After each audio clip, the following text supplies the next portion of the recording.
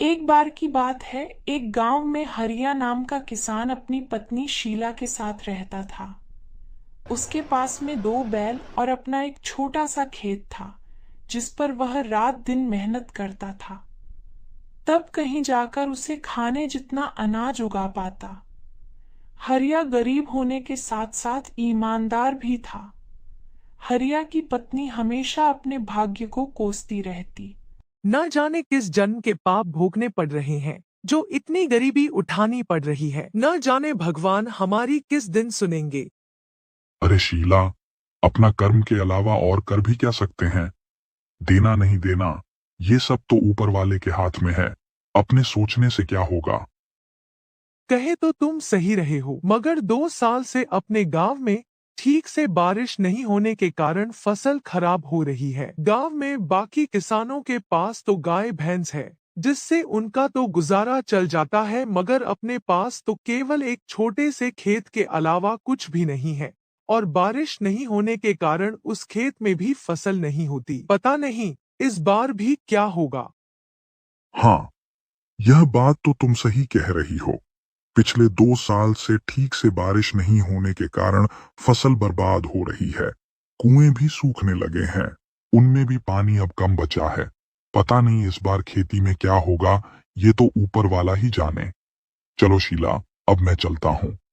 हरिया रोज की तरह अपने दोनों बैलों को लेकर अपने खेत की ओर निकल पड़ता है। हरिया भले ही गरीब था, मगर बहुत ईमानदार था। वह दूसरों का भला ज्यादा सोचता था और वह हमेशा अच्छे कर्म करने की समझ रखता था। और फिर हरिया खेत पर पहुंचकर खेत पर मेहनत और लगन से काम करने लगता है। फिर थोड़ी देर बाद, अरे इतनी धूप में काम करने के बाद अब मुझे भूख लग रही है, और अब तो मेरे ये दोनों बैल भी थक गए हैं। एक काम करता हूँ, मैंने अपने आधे खेत की जुताई कर ली है, और आधे खेत की जुताई अब मैं कल कर लूंगा। मेरे बेचारे बैल भी थक गए हैं। चलो चलो, अब अपना घर चलते हैं। हरिया खुद से ज्यादा अपने बैलों का ख्याल रखता था। वह अपने बैलों से ज्यादा काम नहीं करवाता और हरिया अपने घर पहुंच जाता। अरे शीला, आज धूप में काम करते करते मुझे बहुत तेज भूख लग रही है। जाओ जाओ, तुम घर में जो कुछ भी है वह फटाफट से लेकर आओ। तब तक मैं अपने दोनों बैलों को चारा डालकर आता हूँ। आऊं, तब तक तुम खाना परसों। इतने ही बीच में उन्हें एक आवाज सुनाई देती है। यह किसकी आवाज है? वह दोनों बाहर निकलकर देखते हैं तो एक साधु महाराज उनके घर के बाहर भिक्षा मांगने के लिए खड़े होते हैं। जो कुछ भी घर में हो, चावल, गेहूं, बाजरा, दाल, वह मुझे दे दो बेटा। अरे साधु महाराज, हम सब पहले से ही इतने गरीब हैं। हम जैसे तैसे करके अपना जीवन गुजार रहे हैं। ऐसे में हम तुम्हें कहां से दान दें? गरीब किसान की स्थिति देखकर बाबा जी समझ चुके थे और बोले, कोई बात नहीं बेटा, कोई बात नहीं। ठीक है बेटा, अब मैं चलता हूँ। मैं किसी और घर से भिक्षा मांगकर खा लूंगा। अरे शीला, अपने घर में बाबा को देने लायक कुछ भोजन है क्या? क्या अपने घर में कहाँ से आएगा? अपने घर में बाबा को देने लायक कुछ भी नहीं है। केवल थोड़े से चावल थे जो तुम्हारे लिए बने हैं। अगर वह बाबा को दे देंगे, तुम्हें भूखा रहना पड़ेगा। रुकिए बाबा, शीला जाओ, जो मेरे हिस्से का भोजन है वह जाकर बाबा को दे दो। मगर फिर तुम क्या खाओगे? अगर बाबा को तुम भोजन दे दोगे, फिर घर में एक अन्न दाना तक नहीं है। तुम्हें भूखा रहना होगा। उसकी चिंता शीला तुम मत करो, मैं तो भूखा रह लूंगा। मगर बाबा को मैं अपने घर से भूखा जाने नहीं दूंगा, तो मेरे गले से वैसे भी खाना नहीं उतरेगा। जाओ तुम बाबा के लिए भोजन ले आओ।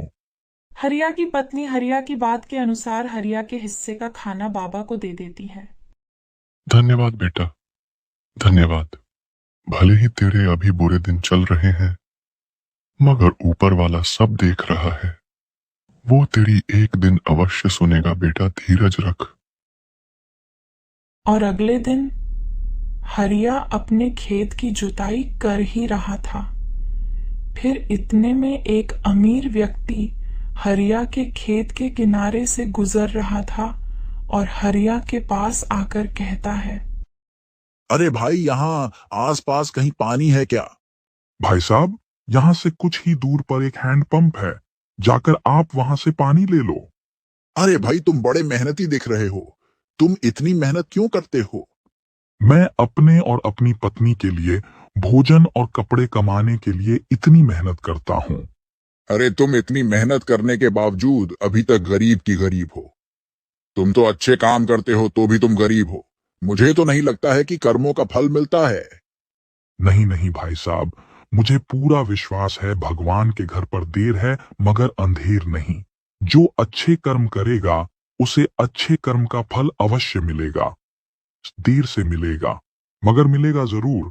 शायद मुझे अभी नहीं मिला, एक दिन अवश्य मिलेगा।